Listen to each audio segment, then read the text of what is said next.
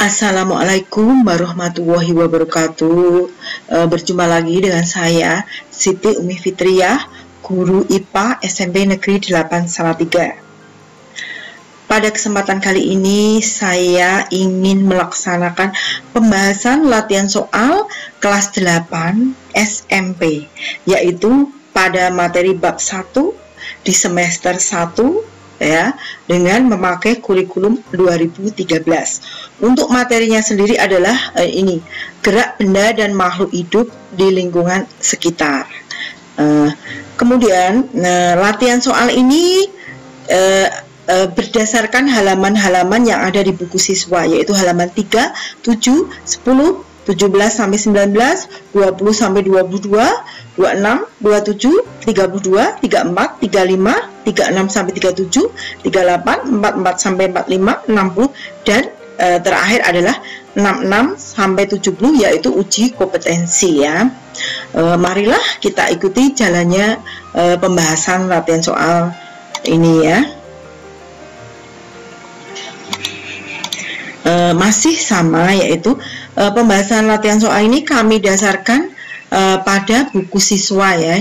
Ini ya, buku siswa revisi tahun 2017 untuk kelas 8 semester 1 terbitan Kementerian Pendidikan Nasional ya, khusus untuk kelas 8.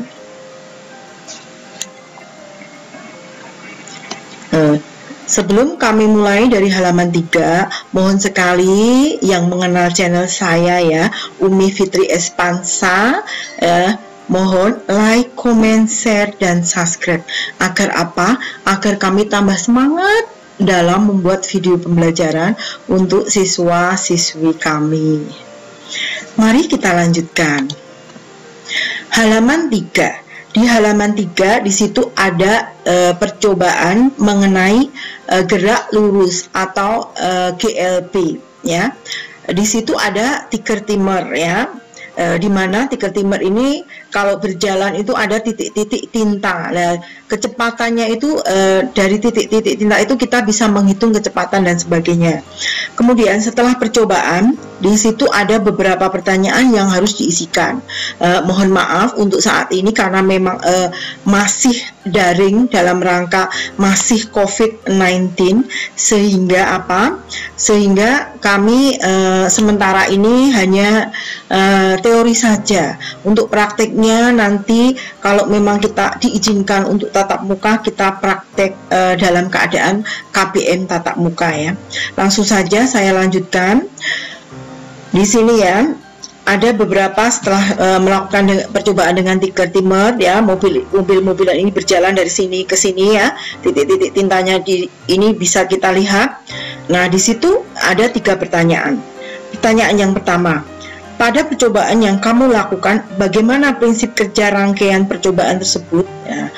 Apa fungsi tiker timer dalam percobaan tentang GLP tersebut? Nah, jawabannya adalah ini.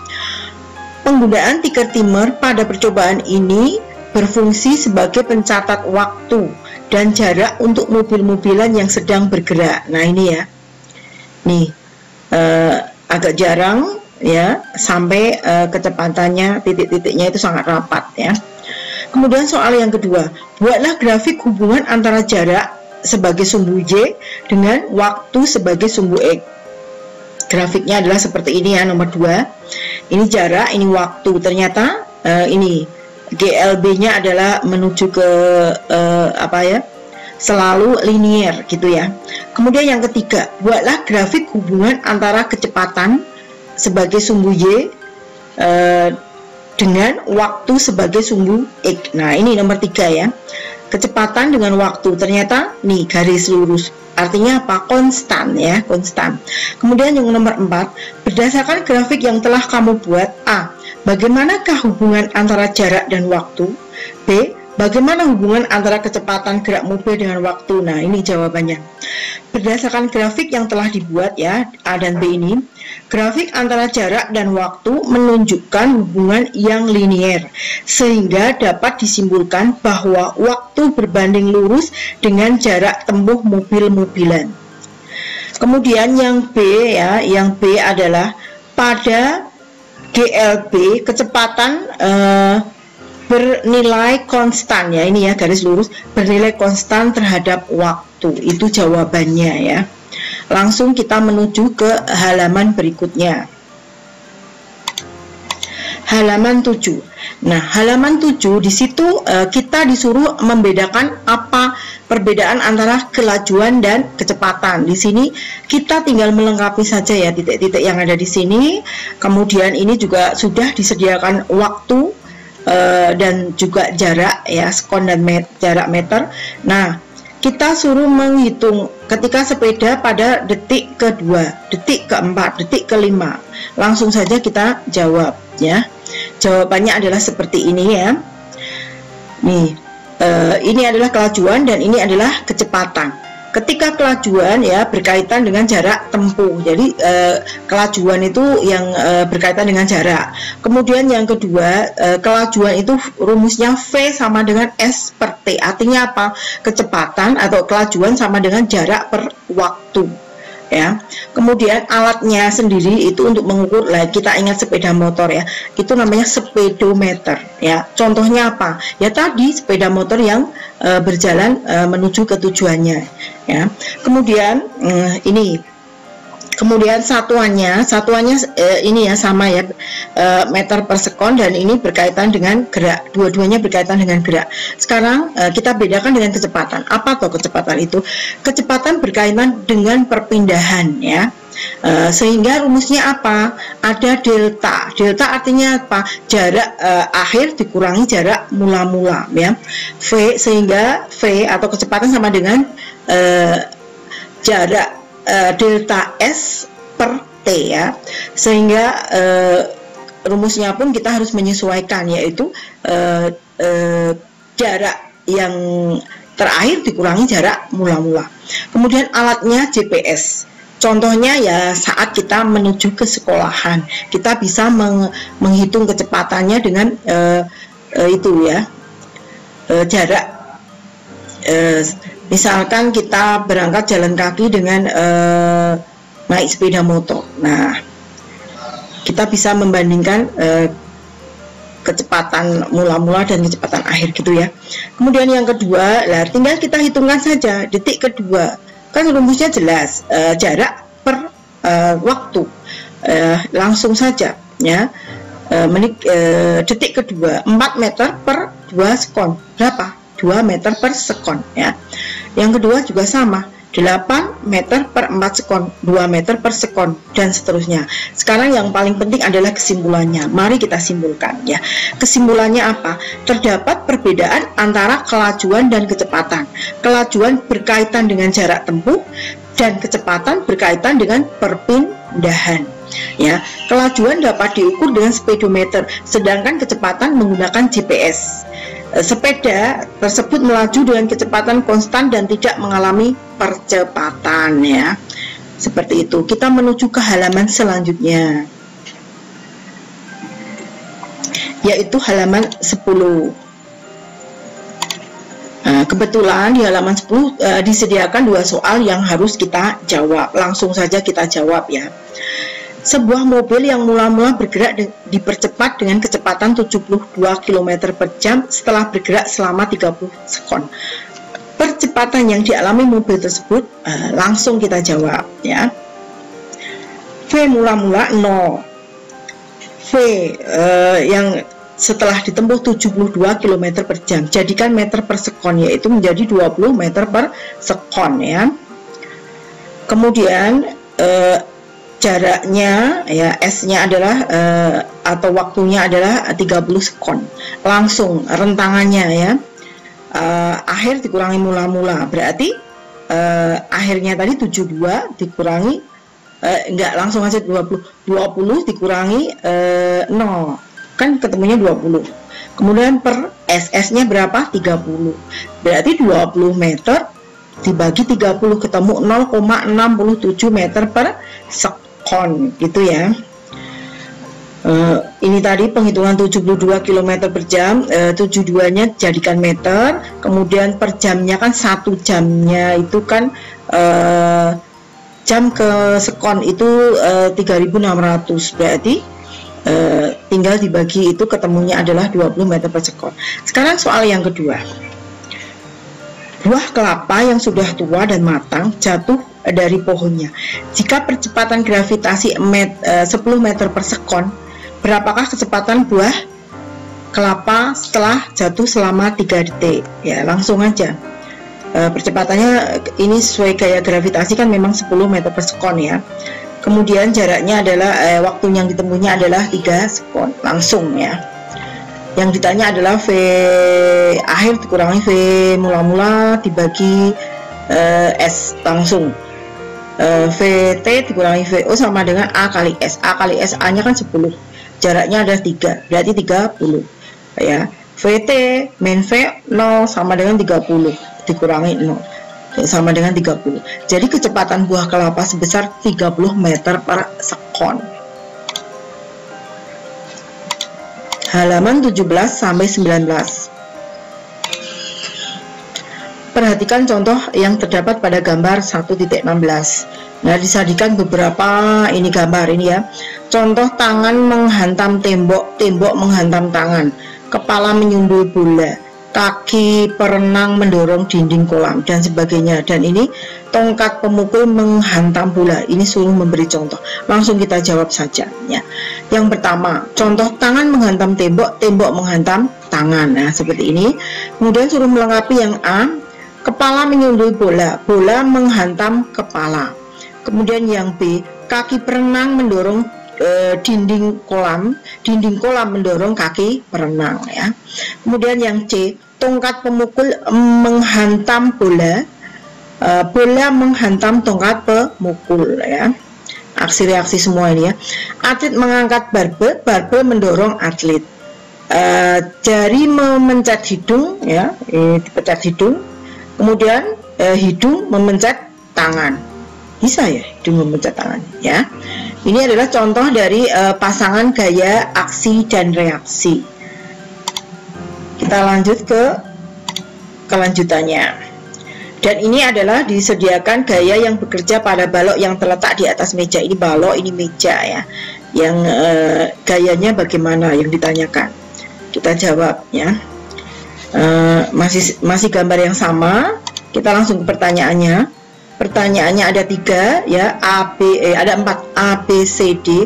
Kita ditinggal ya, lingkari jawaban yang tepat. Kita hanya disuruh untuk memilih jawaban yang tepat. Yuk kita mulai ya.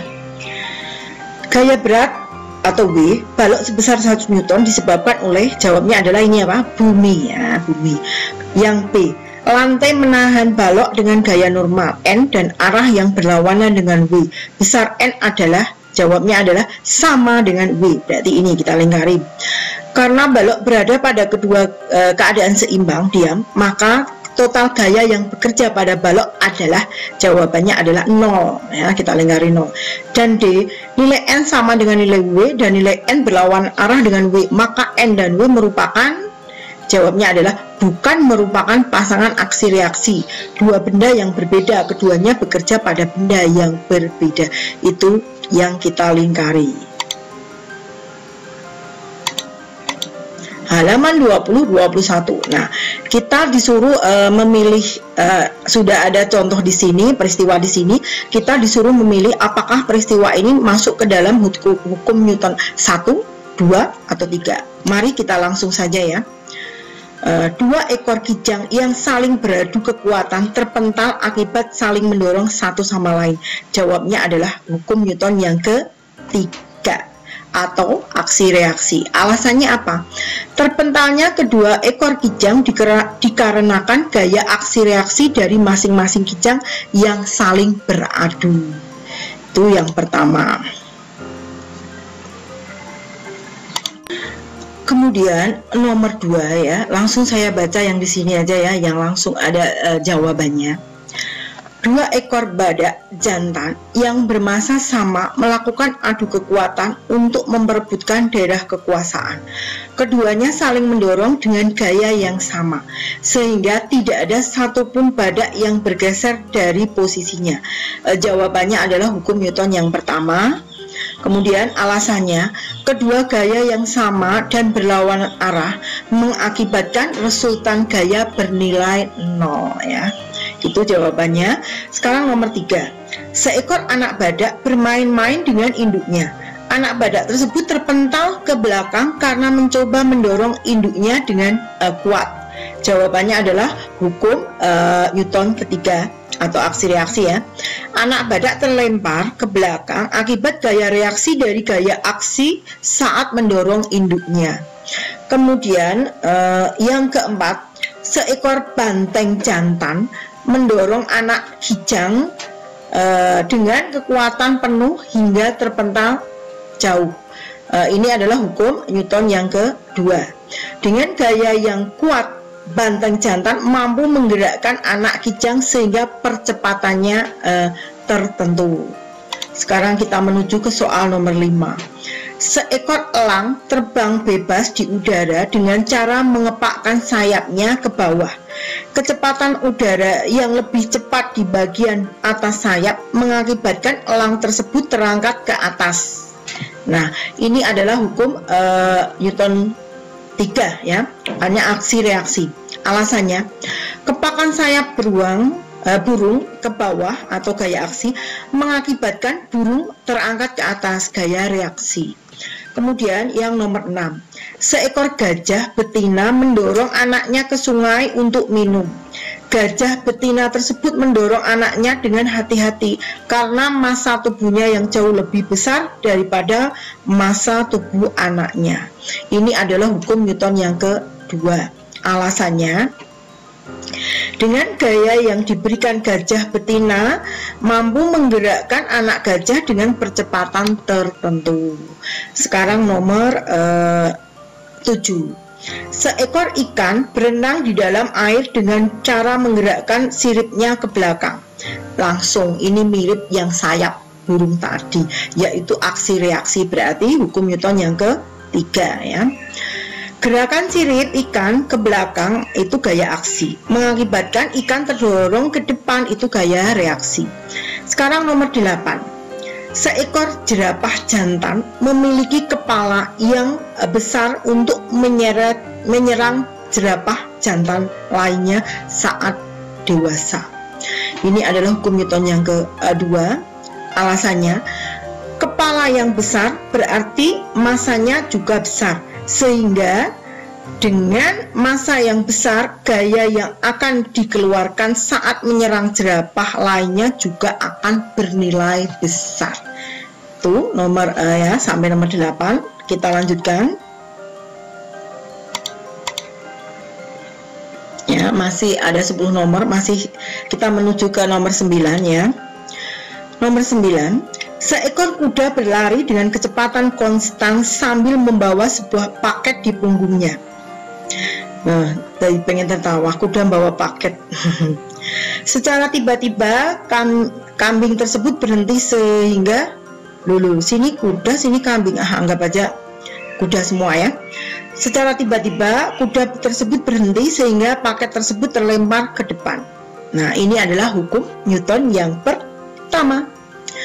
Paket terlempar ke depan karena ingin mempertahankan keadaannya, seperti kita naik mobil direm, tiba-tiba direm, pasti cekuk ya, kita terdorong ke depan ya, sama seperti itu. Sekarang nomor 10. Seorang joki kuda mengikuti kompetisi final berkuda. Di menit terakhir, kuda yang ditunggalinya berhenti secara tiba-tiba. Nah, ini juga sama seperti nomor 9. Sehingga joki tersebut terpental ke depan ya. Nah, ini termasuk hukum Newton yang pertama. Alasannya apa? Joki terlempar ke depan karena ingin mempertahankan keadaannya. Ya. Jawaban-jawaban itu dapat bervariasi tergantung sudut pandang guru saat memahami pernyataan. Nah, itu jawabannya. Halaman 20 sampai 22. Sekarang kita lanjutkan.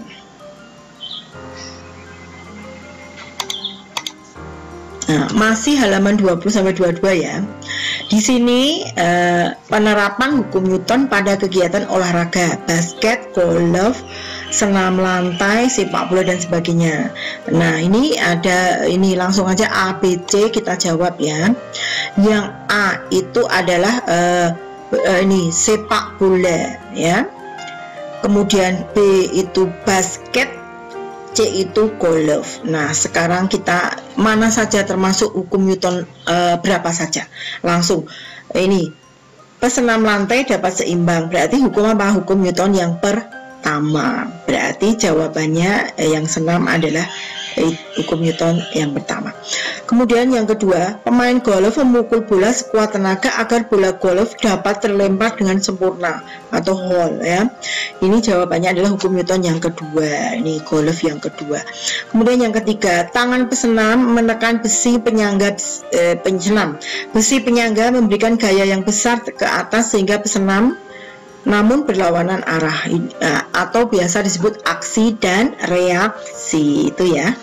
Nomor 22. Kita menuju ke halaman 26. Di situ kita diminta ini, coba pikirkan, apakah tulang manusia tersusun dari materi kering seperti batu? Bagaimana dengan tulang-tulang di tubuhmu? Kita sudah menginjak ke materi sistem gerak ya. Sekarang kamu telah mengetahui bahwa tulang adalah materi hidup. Coba buktikan bahwa tulang yang terdapat pada tubuhmu adalah materi hidup. Jawabannya, bukti tulang adalah materi hidup yaitu tulang mengalami pertumbuhan dan perkembangan. Saat kita masih bayi, ukuran tulang kita masih pendek. Sejalan dengan bertambahnya umur, tulang terus mengalami pemanjangan atau bertambah panjang hingga batas tertentu. Saat kita masih bayi, tulang kita banyak tersusun atas tulang rawan, ya empuk, ya elastis. Sejalan dengan bertambahnya umur, beberapa tulang rawan berkembang menjadi tulang keras atau tulang sejati, kecuali hidung, telinga ya. Dan itu perlekatan di tulang-tulang rusuk karena untuk bernafas. Kita lanjutkan masih halaman ini ya, tadi 26 sekarang 27. Nah, ini ya. Ini kita klasifikasi tulang berdasarkan bentuk dan ukuran. Nah, berdasarkan bentuk langsung saja kita ke sini ya. Tulang itu dibagi menjadi berdasarkan jenisnya, ada tulang panjang, tulang pendek, tulang pipih dan tidak beraturan.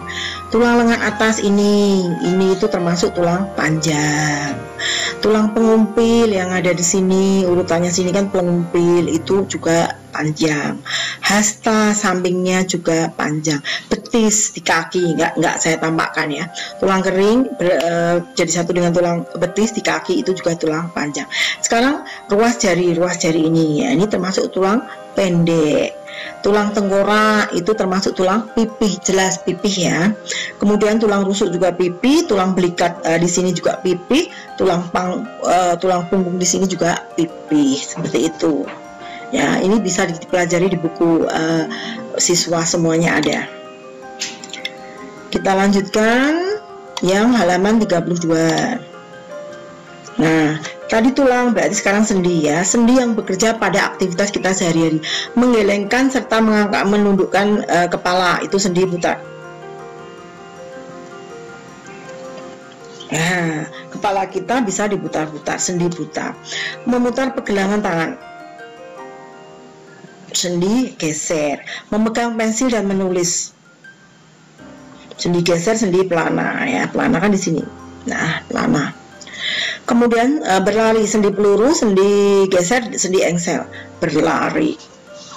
Ya, engsel di sini, betul ya, engsel gini ya. Kemudian peluru itu gini ya, antara ini gelang panggul dengan lengan atas.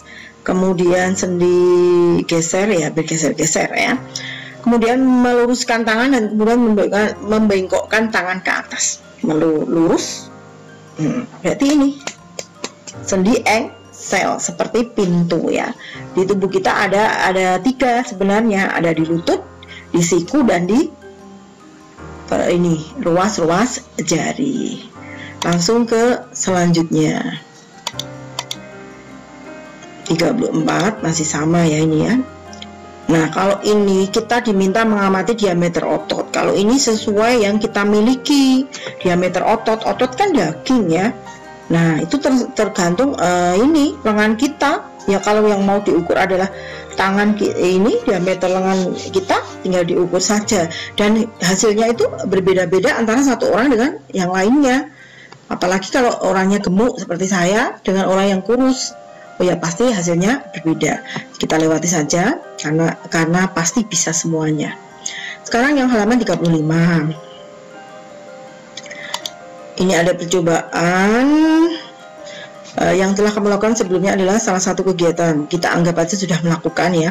Kegiatan yang dilakukan oleh tubuh yang melibatkan otot yang bekerja di bawah kesadaran seperti menulus, makan, berlari, itu kan di bawah koordinasi otak ya. Itu ini ya, aktivitas lainnya dilakukan secara sadar, pusatnya dikondisikan oleh otak. Hal ini karena otot yang digunakan pada aktivitas tersebut adalah otot lurik yang bekerja di bawah kesadaran. Harus ada perintah dari otak kita ya. Itu ciri dari otot lurik.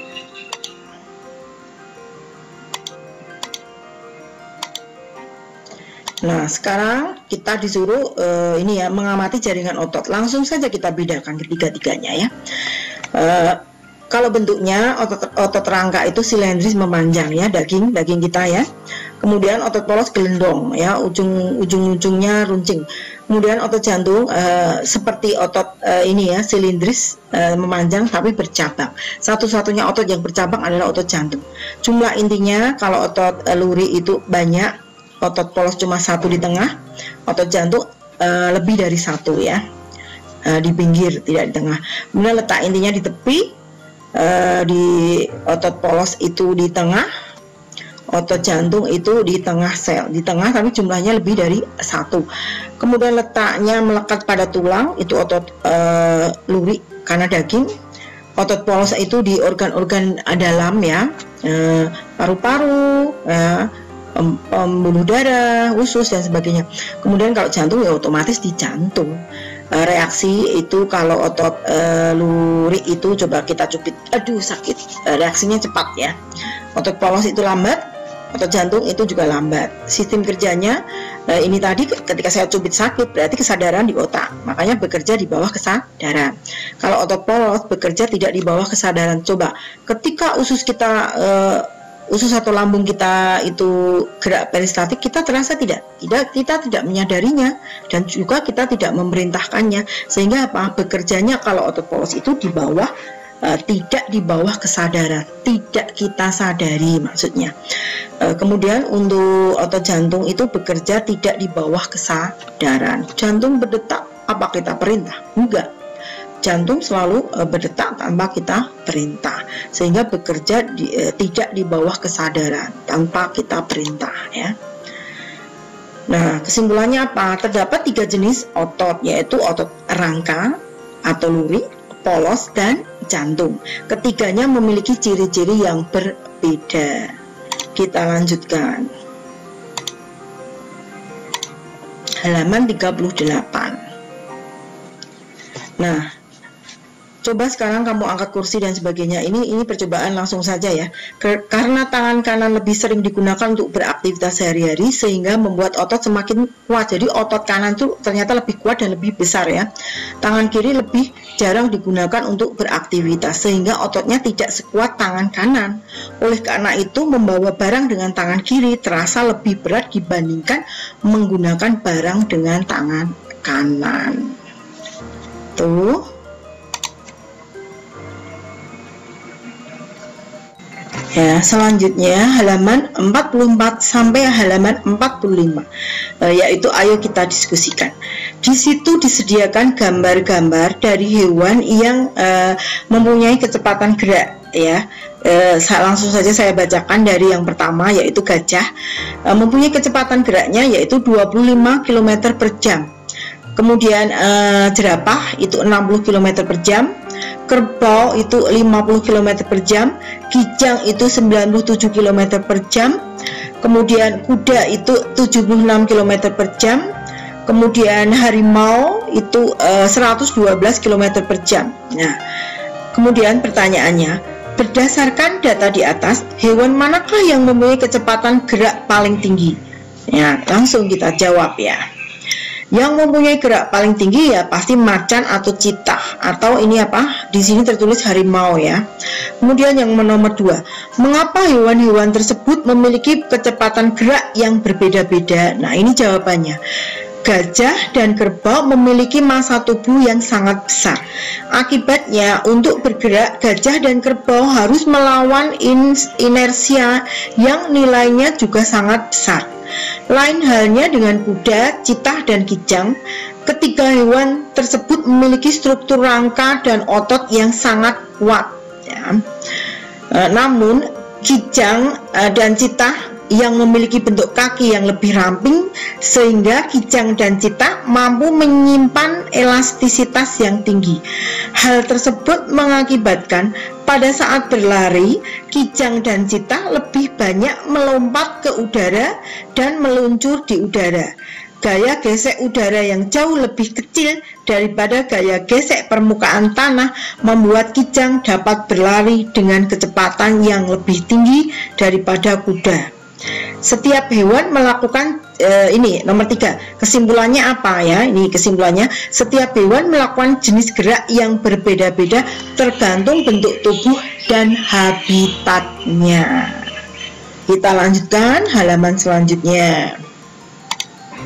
Halaman 60 ya. Nah, ini percobaan gerak seismonasti pada tumbuhan putri malu ya. Ada yang dengan lidi yang dipanaskan dengan memegang pada daunnya, ada yang dengan di ujung dari pangkalnya dan sebagainya. Ini bisa kita lakukan sendiri di rumah ya. Petunjuk lebih jelasnya ada di buku paket ya. Untuk di sini dicontohkan 2 ya, putri malu dengan geraknya seismonasti ketika disentuh dengan tangan, bunga pukul 4 atau Mirabilis jalapa itu gerak fotonasti, cahaya. Jadi setiap cahaya sudah tidak muncul, ini apa, bunga pukul 4 ini malah mekar ya, karena mekarnya pada sore hari. Nah, sekarang kita masuk ke uji kompetensi ya. Di uji kompetensi ini langsung saja kita jawab ya. Yang pertama, fungsi sistem rangka antara lain melindungi organ internal. Pada manusia, tulang yang melindungi jantung dan paru-paru serta otak secara berturut-turut adalah, nah jawabannya adalah, coba, yaitu T, tulang rusuk dan tulang tengkorak. Yang nomor 2, berikut ini merupakan contoh otot yang bekerja secara sadar dan tidak sadar yang disebutkan secara berturut-turut adalah, jawabannya adalah C ya, otot bisep dan otot jantung. Kemudian yang nomor 3, tipe persendian yang terdapat pada rahang adalah rahang kan ini ya, bukannya hanya satu arah ya, berarti engsel ya, D.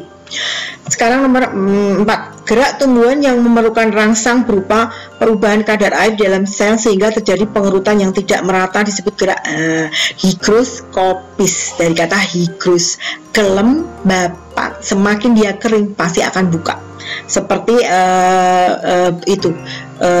biji dari tanaman polong-polongan ya. Kemudian nomor 5, contoh gerak tumbuhan ya. Contoh gerak tumbuhan berikut yang bukan merupakan contoh gerak nasti ya. Jawabannya adalah yang bukan gerak nasti. Mekarnya bunga pukul 4, itulah nasti. Gerak menutupnya daun putri malu seismonasti. Menguncupnya daun, nah ini juga niktinasti.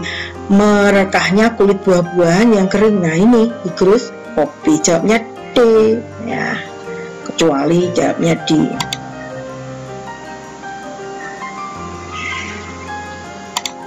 Kita lanjutkan nomor 6. Perhatikan pernyataan-pernyataan berikut. Itu ya, baca sendiri. Berdasarkan pernyataan di atas, yang mendukung ikan melakukan gerakan di dalam air adalah ya. Coba, sebagian besar ikan memiliki bentuk seperti torpedo sehingga memudahkan. Nah, berarti 1. Kemudian ekor dan sirip ikan berfungsi untuk menahan laju air. 3, sirip dan sirip tambahan diperlukan untuk melakukan berbagai gerakan di dalam air. Benar juga sih. Kemudian 4, bentuk torpedo streamline tubuh ikan berfungsi untuk mengurangi hambatan di dalam air. 4 benar. 1, 4 benar. Cari yang tengah-tengah, berarti yang nomor berapa ya? 1, 4 benar. Coba aja C ya, kita anggap C. Kemudian 7, seorang yang sedang mengendarai sepeda mampu menempuh jarak 5 meter dalam waktu 2,5 sekon. Berdasarkan informasi kecepatan anak tersebut adalah, ya jaraknya kan 5 dibagi waktu, 5 dibagi 2,5, berarti jawabannya adalah ya separuhnya ya, 2 ya. Jadi 5 per setengah sama dengan 5 kali 5 dibagi ya betul, 5 dibagi 2, jawabnya dibagi 2,5 kan 2, jawabnya berarti A ya. Kemudian yang nomor 8, sebuah mobil bergerak dengan kecepatan berubah-ubah digambarkan pada grafik ini. Titik yang menunjukkan mobil sedang mengalami peristiwa kelembaman itu adalah titik kelembaman, berarti itu C ya, yaitu C, D. Sekarang kita menuju ke nomor 9. Nah, ini berikut pasangan gaya aksi reaksi yang benar. Langsung aja. Kalau menurut saya jawabannya adalah karena bekerja pada arah gayanya saling. Kalau menurut saya D ya.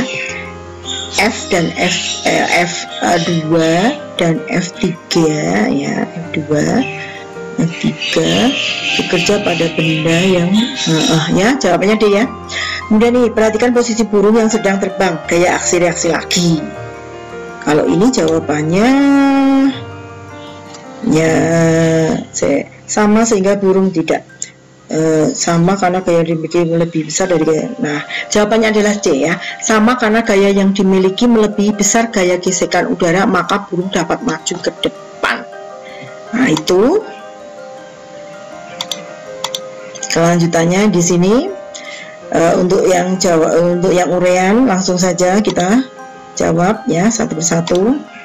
Nah, soalnya seperti ini. Nah, langsung jawabannya adalah nama otot ya, otot rangka, lokasi ini otot rangka, lokasi melekat pada tulang sehingga tulang dapat gerak. Ciri-ciri memiliki garis-garis melintang sehingga otot ini disebut dengan otot luri atau otot seram melintang. B ya, nama otot jantung, lokasi jantung, ciri-ciri garis-garis seperti otot rangka dan cabang. C, otot polos, lokasi organ dalam manusia, dinding lambung, usus dan sebagainya.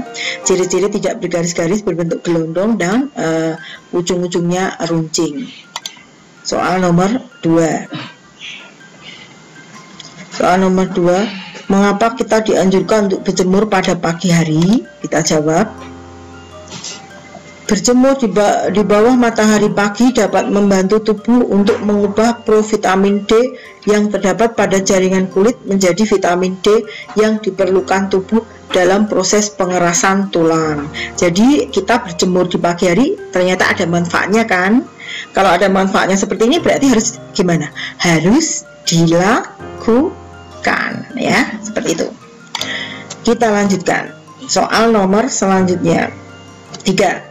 Jelaskan perbedaan prinsip gerak yang dilakukan burung, ikan, dan kuda berdasarkan bentuk tubuhnya. Jawabannya adalah, burung memiliki otot yang kuat dan rangka yang ringan sehingga memudahkan saat terbang.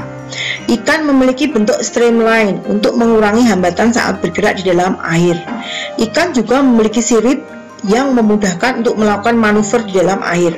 Sedangkan kuda memiliki otot dan rangka yang kuat untuk berlari di darat. Ya. Selanjutnya soal nomor 4. Nah, berdasarkan gambar di atas, apa yang terjadi jika kecepatan mobil yang berada pada jarak di antara 2,6 sampai 2,8? Jawabannya adalah ini.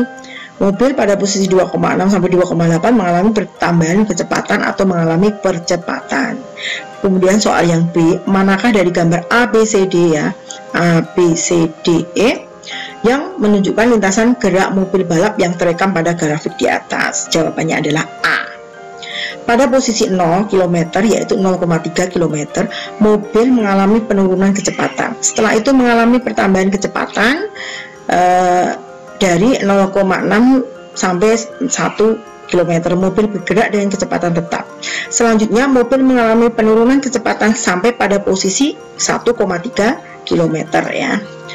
1,3 km di situ. Betul ya, ini menurun ya. Kemudian naik lagi kecepatan pada posisi 1,7, naik lagi ini 1,7, dan selanjutnya bergerak dengan kecepatan tetap sampai pada posisi 2,3 km, tetap sampai 2,3 km. Mobil bergerak dengan kecepatan tetap sampai 2,3 km dan mengalami penurunan kecepatan sampai posisi 2,6, mengalami penurunan lagi. Dari 2,6 sampai 2,8 mengalami peningkatan kecepatan. Setelah itu mobil bergerak dengan kecepatan tetap dengan besar kecepatan sama dengan kecepatan awal ya, sama ini, itu sama dengan awal ini. Nah, itu jawabannya. Sekarang kita lanjutkan. Nomor 5. Seorang peloncat dengan berat W menekan. Nah, langsung jawabannya saja ya. Jawabannya lebih besar dari W dan sama dengan F ya. Karena peloncat harus mampu mengimbangi gaya beratnya, namun gaya tekan pada tanah nilainya sama dengan gaya yang diberikan tanah kepada peloncat atau gaya aksi dan reaksi. Nih, lihat dari sini. Nah, sampai selesai turun ya. Nah, ternyata sudah selesai ya, siswaku dimanapun kalian berada ya. Demikian tadi pembahasan soal-soal yang ada di buku siswa bab 1. Ada banyak sekali yang kita bahas tadi ya. Sampai terakhir adalah uji kompetensi. Tolong dipelajari, digunakan bahan untuk pembelajaran. Karena apa? Kalian masih pembelajaran secara daring ya. Karena biar kalian tidak ketinggalan untuk mendapatkan ilmu. Dari saya cukup sekian. Terima kasih atas perhatiannya. Saya akhiri. Mohon maaf jika salah-salah kata ya. Saya akhiri. Assalamualaikum warahmatullahi wabarakatuh. Terima kasih.